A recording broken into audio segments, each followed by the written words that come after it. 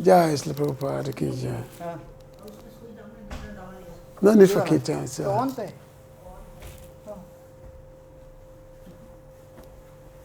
Hare Krishna.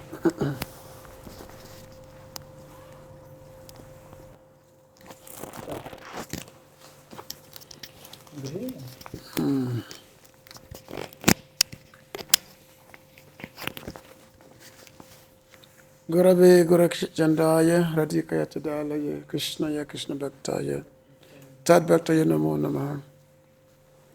Again, Atmindasya Gananganan Salakaya Chaksusmita Yanatasma Shri Gurave Namaha. Sri Chaitanya Mano Bhishtan Stapita Yana Bhutale Sanrupa Kadama Yandadati Sampadantika Vandeha Sri Guru Sita Padakamala Sri Guru Vaishnavascha Sri Rupam Sakajatan Sahagana Raghunathan Sajivan Sadvaita Savadvita Parajana Saita Sri Krishna Chaitanya Devan Sri Radha Krishna Pada Sahagana Lalita Sri Vishaka Vitamscha He Krishna Karuna Sindhu Dinabandhu Jagapati Gopisa Gopika Kanta Radha Kanta Namasute Tapta Kanchana Gourangi Radha Bindavaniswari Vishabhanu Suti Devi Panamame Hari Priye Krishna Ya Vasudevaya Devaki Nadana Yaja Nanda Gopa Kumara Ya Govinda Ya Namo Nama Vasudeva Sutan Devam Kansa Chandra Madana Devaki Paramananda Krishna Vada Jaga Guru Namamo Vishnu Padaya Krishna Pristaya Bhutale Srimati Bhakti Vedanta Swamiti Namini Namaste Saraswati Devi Gauravani Pracharini Nivise Sasunyavadi Pashata Desatarini Namo Mahavadanya Krishna Prima Pradayate Krishna Ya Krishna Chaitanya Namini Gaurati Sinama Sri Krishna Chaitanya Prabhu Nityananda Sri Radheta Gadahara Sri Vasadi Go Bhakta Vrinda Hare Krishna Krishna Krishna Hare Hare Hare Rama Rama Rama Hare Hare Ananda Lila Maya Vigraya Mabada Vichavisundaraya Tasma Mahaprema Sapadaya Chaitanya Chandraya Namo Namaste. Hare Krishna. So I apologize for being super late. I was thinking of a different timing to start the lecture. So my mind was focused on 6 o'clock. I didn't know that. So to everyone, Happy New Year. So Happy New Year, of course. This is the, it depends on what kind of calendar you want to follow. According to the Gregorian calendar, which is followed by, many parts in the world, today is Happy New Year. But other parts of the world, they have a different New Year's. Like the Chinese calendar, their New Year is starting in about 2 weeks from now. The Chinese calendar, Chinese New Year. Even here in Bharat, also many areas have different New Year. Like in Bengal is Baishak, around April. Baishak. Yeah, Baishak is around March, April, like that. Because I was there for 12. Baishak. I was there for 12 years. So, so I was there for 12 years. So I know it's about around March, April, like that. Then Maharashtra have different Tamil Nadu, they have different. Here in North India, in Diwali, officially New Year. So, but for some reason, Gregorian calendar has become like the standard for everyone to kind of, I guess because it's convenient, isn't it? But again, let's say, Happy New Year. Now, it so happened that if you go above the earth, just like one person was, one astrologer, what is it called? One of the astronomer, so he was in the space, and he could see, he was far away above the earth. And he could see the earth being like kind of so small in the darkness. And he doesn't even see anything different. Which means day or night, month, it doesn't even apply once you are above the earth planet. So which means in this material world, everything is relative. in the material world. In the spiritual world, it's absolute, but in the material world, it's all relatives. So in the material world, we talk in terms of past, present, and future in the material world. But spiritual world is not like that. Spiritual world, everything is always present. There's no past, present, or future. It's always present there. So which means in the material world, everything is based on calculation, like that. So this, we're in chapter 17 of the Bhagavad-Gita, which is divisions of faith. But this chapter basically it's part of the further explanation of the 14th chapter, which deals with the modes of material nature, the three gunas. And then the 16th chapter, whereby Lord Krishna spoke about the two types of persons, the two types of persons who are demoniac and divine nature. And then, so now this chapter, especially in the beginning, whereby there's the exploration in terms of what causes the mentality that each person develops in this material world that makes one developing either the demoniac or divine mentality, and especially in respect to worship. Now, this text which we are studying today is especially dealing with the kind of what propel us to develop what we call samskara. Samskara is the kind of mentality that we develop, and that samskara it influences us on what kind of approach we have to life in respect to worship, in respect to varieties of faith. So this samskara, now what causes the samskara? How do we get samskara so that put us into the mode of goodness, passion, or ignorance? Three modes. So this text, with Prabhupada's purport, plus some of the notes, so we try to go through some of this. So we can chant together this text under number 4, the three types of worship. So it's on the board. Yajante satvika devan yaksha rakshansi rajasam pretan bhuta ganam chanye yajante tamasa jana yajante satvika devan yaksha rakshansi rajasa preta bhuta ganas chanye yajanti tamasa jana yajante satvika devan yaksha rakshasa rajasa pretam bhuta ganas chanye yajante tamasa jana yajante worship sattvika those who are in the mode of goodness, devan demigods, yaksha rakshansi rajasa no because okay, all right, I have two different demons. Rajasa, those who are in the mode of passion. Those who are in the mode of passion. Pretan, spirits of the dead.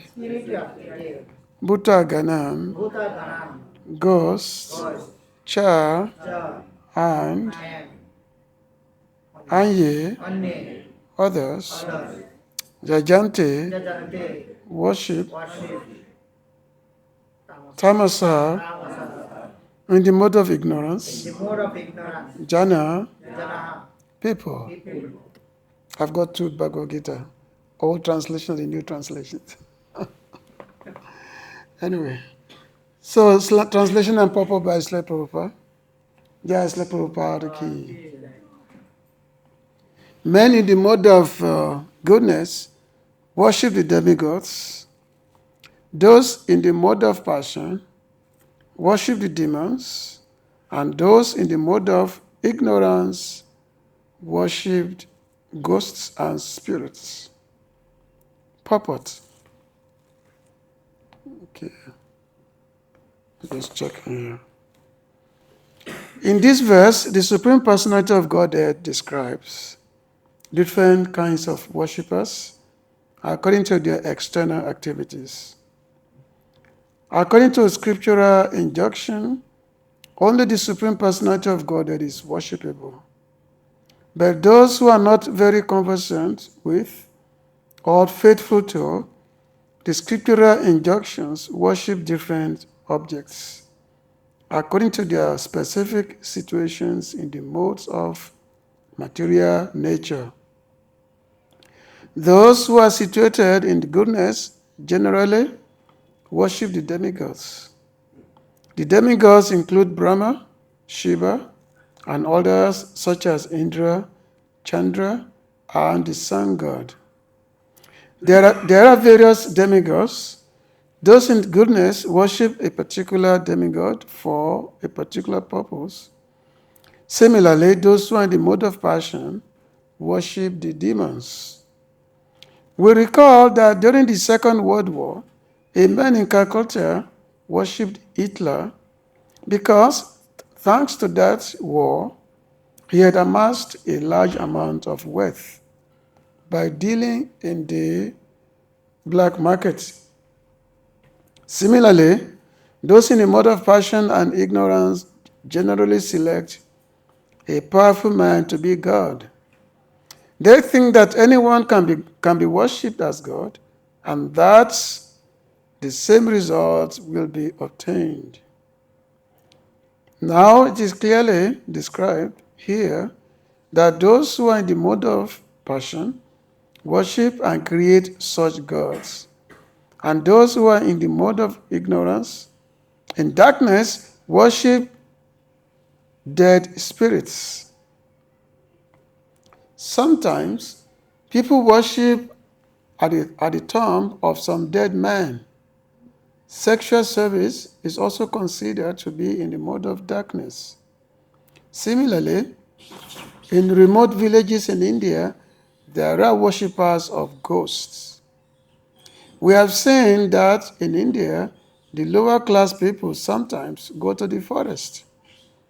And if they have knowledge that a ghost lives in a tree, they worship that tree and offer sacrifices. These different kinds of worship are not actually God worship. God worship is for persons who are transcendentally situated in pure goodness. In the Srimad Bhagavatam, it is said, Satam Vishuddham Vasudeva Sabditam. When a man is situated in pure goodness, he worships Vasudeva. The purport is that those who are completely purified of the material modes of nature and who are transcendentally situated can worship the Supreme Personality of Godhead. The impersonalists are supposed to be situated in a mode of goodness, and they worship 5 kinds of demigods. They worship the impersonal Vishnu or Vishnu form in the material world, which is known as philosophized Vishnu. Vishnu is the expansion of the Supreme Personality of Godhead.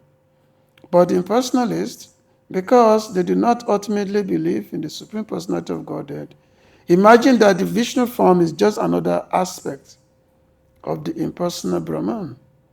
Similarly, they imagine that Lord Brahma is the impersonal form in the material mode of passion. Thus, they sometimes describe 5 kinds of gods that are worshipable, but because they think that the actual truth is impersonal Brahman, they dispose of all worshipable objects at the ultimate end. In conclusion, the different qualities of the material modes of nature can be purified through association with persons who are of transcendental nature. Yajante Satukar Devan Raksha Yaksha Rakshansi Rajasaha Pritam Bhuta Ganas Chanje Yajante Tamasa Jala. Many in the mode of goodness worship the demigods, those in the mode of passion worship the demons, and those in the mode of ignorance worship ghosts and spirits. So this is very, very interesting chapter, because this chapter is described as being the deficiency of faith, because there are all kinds of faith that humanity have in this material world. So this faith is all according to the 3 modes, according to the 3 gunas, the 3 modes of material nature, that everyone in this material world is in association with. Actually, these 3 modes, that's what governs our existence in the material world, these 3 modes of the material world. So this basically means the 3 categories of people in this material world: those who are in the mode of goodness, those who are in the mode of passion, and those who are in the mode of ignorance. And now, there is a 4th category, however. The 4th category will be those who are transcendental to the modes, and those are devotees of the Lord. Like Lord Krishna said, Manchayo Vyabhicharena Bhakti Yogina Sevate Saguna Samati Tatan Brahma Bhuya Kavate. That when somebody comes to my devotional service, he goes above the gunas, goes above the modes. And also in the 11th canto of Bhagavatam, which is known as the Bhagavad-Gita, so Lord Krishna is also give more elaboration about these modes of material nature, how this governs varieties of human beings, living entities. And especially, but the Lord was describing in terms of the activities of the persons in various modes, but the activities in the transcendental, which is beyond the modes. So, which means when somebody engages in all kind of sacrifices, basically, like it mentioned this verse, that those who worship the demigods, those who worship the demons or some powerful persons, and those who worship the ghosts, spirits. So a person, one can direct all one's effort to a particular object of worship. And then, but of course, the result is different.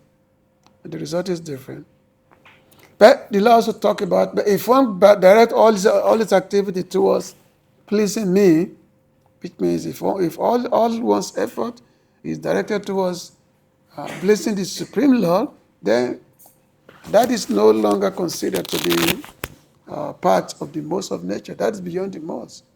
This is called Vishuddha Sattva. Vishuddha Sattva means the purified modes. Purified goodness is beyond the modes of goodness. So this is what we call the principle of affinity. The principle of affinity is our characteristics in material world. Because we are glued to the modes of nature. There's one picture in the Bhagavad-Gita whereby you find the Maya Devi, and she has got three. She has got like three strings, and the living entity is like a puppet. So living entity is like a puppet, and these strings is being pulled like this. So which is actually these three strings represent the modes of nature, represent the three gunas. So the way you are pulled, that's why you function. Of course, just to reiterate that, yes, there is no independent existence of anyone in this material world. So he mentioned that so the core principle that is governing this verse, the verse we are talking about today, is the law of affinity, which means like attracts like. So a living entity's faith is not random. So which means our faith is not just something that is random. So it is shared by the specific mixture of the modes of nature, which is influencing our heart. So as Lord Krishna states in the Bhagavad-Gita, this previous text, Sadamayo Yam Purusho, that he said man is made of his faith. So depending on which mode dominates a person's consciousness, they are naturally attracted to a specific type of worship and a specific object of worship. So which means depending on what kind of modes dominate your consciousness. If Sattva dominate your consciousness, then you'll be attracted to kind of worship demigods. Brahmaji, Shivaji, Chandra, Suryadev. You'll be attracted to that. And if your consciousness is dominated by Raja, Guna, then you want to worship some powerful persons because you want to be like them. Or if your consciousness is dominated by Tamagun, then obviously your search becomes search out the ghost spirits. You find many persons, they are attracted to ghostly beings. The motivating factor is there. So in the worship in the mode of Guna, which the Lord says, Yajante Satvika Deva. So persons in the mode of goodness, they worship demigods. So which means those situated in Sattva goodness, they generally seek order, scriptural compliance, and general well-being. They understand that the universe has an administrative structure. Therefore, they worship the devas, demigods, like Indra, Chandra, Surya, Varuna, who manage universal affairs. Their worship is usually performed according to scriptural rules, aiming for higher planets, happiness, or relief from distress. So, which means those who are in that mode of goodness, they have scriptural guidance, because you have many Vedic scriptures are there, and it guides one in terms of what to do, how to live your existence in the material world. So, of course, Lord Krishna says in the 925 that, just like I said, Yanti Deva, Prata Priti Deva, this is in chapter 925, like those who worship demigods, they go to the planet of the demigods, and then, of course, the Lord says, those who worship ghosts and spirit, go to that particular area, and those who worship me, come to me. But Yajino Pimam, the Lord said that those who worship me, they come to me. So if you worship Krishna, you go to Krishna. If you worship demigods, you go to their planets. But it so happens that when you worship the demigods, you often make mistakes. Because when you are worshiping one demigod, you may be offending another demigod. Or sometimes the chanting of your mantra may not be appropriate sometimes. Just like when Thruster, he was chanting a mantra because he wanted to invoke a person that to be powerful enough to kill Indra. So he was chanting this mantra, but for some reason he made a mistake. The mistake was that instead of calling out a person who's powerful enough to kill Indra, his mantra translates to the person who's simply the enemy of Indra, by which Indra will come and kill. And that's such Vitrasura, that's how it came. So sometimes the mistake is there in time to worship the demigods. When you worship Krishna, there's no mistake. It doesn't matter how you chant the Lord's name. There's one particular verse that it doesn't matter how you chant. Why? Because the Lord, He only interested in the intention. The intention is what matters, not so much the act itself. Just like a small child, when he says something to the mother. So a small child is, stammering, babbling, trying to pronounce words. But the mother already knows what the child wants. The mother knows what the child wants. Even though a small child may not be saying anything meaningful because it's just time to speak, but just learning how to speak. But the mother knows what the child wants. So similarly for a devotee of Krishna, what matters is the intention, not so much the act itself. So which means a devotee may be expert or may not be expert in doing things. We have to offer puja. Or we are chanting, we are to do so many things. But we may not be expert in doing so, but what matters is our intention. The mood is what matters. And that's what pleases the Lord. Just like the case of Sabari was a lady. So Sabari was a lady who happened to be born in a very, it was like an outcast, the low-class society was born in the society. So this lady was kind of being made fun of by the older. There are many brahmanas, sages. They were making fun of this lady, and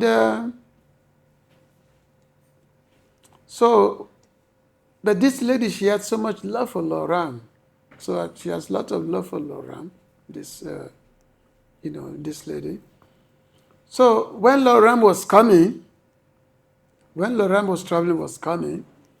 Lord Ram actually went to so because the Brahmana, they were thinking that Lord Ram is going to come to their hermitage, to their ashram, but Lord Ram went straight to the hermitage of this lady, so-called low caste. So Lord Ram went there,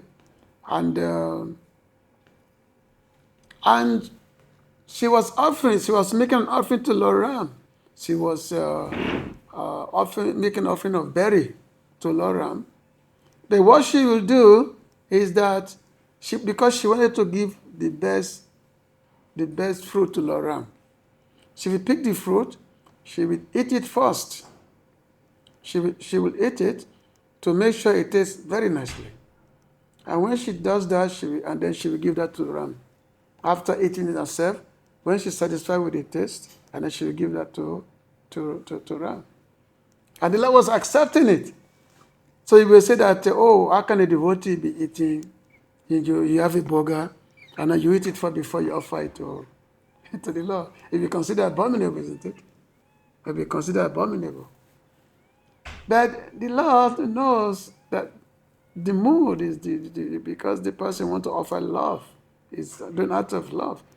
Christians say that I only eat out of love, not out of any other, not out of the practice, out of love. If somebody that was somebody offering me pata pushim falam to yuma bhakti prayachati, somebody offering me flower, leaf, whatever, out of love, then I accept it. Because after all, the Lord is not in need of anything. He's never hungry. The Lord is always self-satisfied. And when someone has a love for him, he accepts. So those who are in the mode of goodness, they worship demigods. And then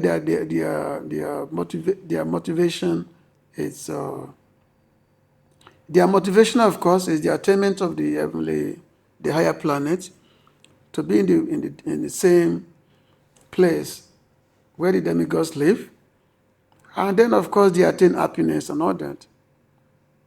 However, in the Bhagavatam 1:26, it specifically said that Mumuksho Gora Rupa Itya Bhutam Patim Hata Narayana Kalansanta Bhajanti Anasuyava.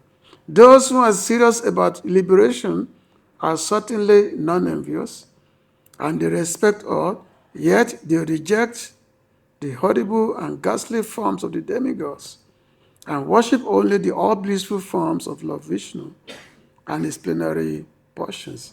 So that differentiate the differentiate between the devotees and the worshippers of the demigods. Now, those who are in the mode of passion, how they describe Rakshansi Rajasa. So those in the mode of passion worship the demons, Rakshas or Rakshas. So the mode of passion is characterized by intense desire, ambition for power, and hankering for wealth. Certainly, people in this mode are attracted to entities known for material power and aggression. So those who are in the mode of passion, they want excessive wealth, excessive power, and they are very greedy like hell. No matter how much they have, it's never satisfied. No matter how much they have. So the yakshas, they're usually associated with the hoarding of wealth. For example, the attendants of Kubera, they are yakshas. Yakshas are very, very powerful beings, powerful. So, and then so people worship them to get rich quick. And of course, Rakshasas are demons. They can be man-eating or they can be extremely powerful entities. So people worship them to gain power over others. Victory in battle through ruthless means or black magical abilities to control rivals. So this worship is often transactional, which means devoid of sanctity and motivated only by ego. We have, just like we say, so many, like the worship of Hiranyakashipu, Hiranyaksha. Even though Hiranyakashipu and Hiranyakasha, even though they are worshipped, because they are worshipping, Lord Brahma or Lord Shiva, technically, because they are worshiping Lord Brahma, because worship of Lord Brahma or Lord Shiva is not considered to be Rajasa, but the person who's doing the worship is of that Rajasa mentality, because I want to be very, very powerful. So that worship is not considered to be sattvic worship, because sattvic worship, it brings satisfaction, it brings happiness, and it brings awareness of reality. But Rajasa worship, no. It's simply out of false ego, deep ego. Another one is this Bakasura, who was worshipping Lord Shiva. And then he was performing all kinds of extreme austerity, cutting off his flesh and offering that into the fire. And then when Lord Shiva was not coming, he wanted to cut off his head to offer his head to Lord Shiva. And then Lord Shiva immediately came out, said, "Oh, what you want? What you want?" So he said, I want you to give me a benediction that my hand will be so powerful that whosoever touches on the head, that head will burst will crack. So, it's such a demoniac person. So Lord Shiva was thinking what to do with this fellow. Actually, this fellow, this Bakasura, his actual intention was to kill Lord Shiva so they can take over Lord Shiva's wife. That was his intention. But Lord Shiva, it kind of when you worship him, you ask him for something, he will immediately give you whatever you ask for. So when he asked for when this demon asked for the benediction he want his hand to be able to cause the broken of the head of anyone that he touches. So Lord Shiva gave it to him. And then when Lord Shiva gave it to him, now he said, now I have to test this benediction. He wanted to test his hand, put it on the head of Lord Shiva. So Lord Shiva had to run away. He had to be running away. And wherever he goes, this demon was running after Lord Shiva. So ultimately, Lord Vishnu came to the rescue. So Lord Vishnu came as a young boy, young attractive boy, and asked what is happening. So this demon explained that Lord Shiva gave him a boon, and he wanted to try it out to see if the boon works or not. He wanted to try it out on Lord Shiva himself. So the young boy, who's actually Lord Vishnu himself, he said that, well, how can you trust Lord Shiva? Look, he lives in the crematorium. His body is covered with ashes. How can you trust such a person? What kind of benediction can he give you? Just to believe my word, you can put your hand on your own head. You will see that this is nothing. Lord Shiva is he just give this benediction without no meaning. So this demon was very attracted to the word of the boy. He said, "Oh, maybe you're right." So he put his hand on his head, and immediately he said, busted. So that is the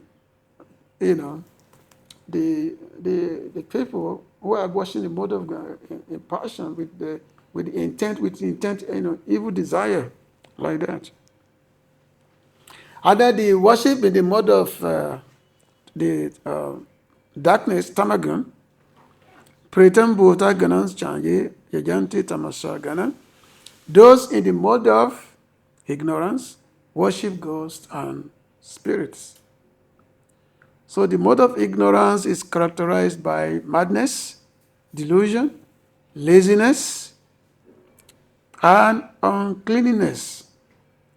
Worship in this mode is often performed at graveyards, cremation grounds, or unclean places. So these are embodied spirits, souls who, due to sinful activities, suicide, or violent death, have not attained a gross body. These are the pretas, the ghost spirit. So the motivation, the worshipper, they often practice this kind of thing, calling upon the dead, like just like Prabhupada mentioned here. Sometimes people, when they find out that some ghostly spirits, they live in a particular, they will go into the forest, and when they know that a ghostly being, they live in a particular tree, they will be worshiping those trees. And why do they worship those trees? Because their goal is to gain some power. They want to get some black magic so that they can harm others. That's their goal. They want to gain black magic so that they can harm others. So in this way, the Lord is describing, because our time is, I came very late. So the Lord is describing the three type of worshippers. The worshipper, those in the mode of sattva, goodness, passion, and ignorance. So the worshipper in the mode of goodness, so their motivation is harmony, preservation, standard of happiness, that you got to get happiness. And result is that they go to the higher planets, the planet of the demigods. And then those in the mode of passion, Rakshas, the object of worship is Yakshas and Rakshas. And their motivation is power, domination, immediate wealth. What's the result? The birth in human societies or forms driven by struggle and power. And those in the mode of ignorance, Tama, so their object of worship is ghosts and spirits, pretas. Their motivation is to cause harm to others, and then madness and dark arts. So what's the result? They take birth as a ghost or in hellish conditions. However, for devotees, the purpose of their worship is to develop love for the Lord, pure love. That's the only reason why devotees perform the Lord, because the Lord is beyond the most of nature. So any worship done for Him, the result is to develop love for Him. So therefore, the worship, the bhakti-yoga, is beyond the modes of material nature. So I will stop here, because the time is going, everybody is becoming impatient. Okay, Hare Krishna. So any question or comment? Thank you for a nice class, because you gave so many examples. But only pleased to Krishna, and then you told the story of Shiva, and Manas was so beautiful story you told us. Thank you so much. Hare Krishna. Okay, I know our time is gone. Anyway, thank you very much for listening. Yes, Prabhupada ki. Go. Hare Krishna, Krishna Krishna, Hare Hare, Hare Rama.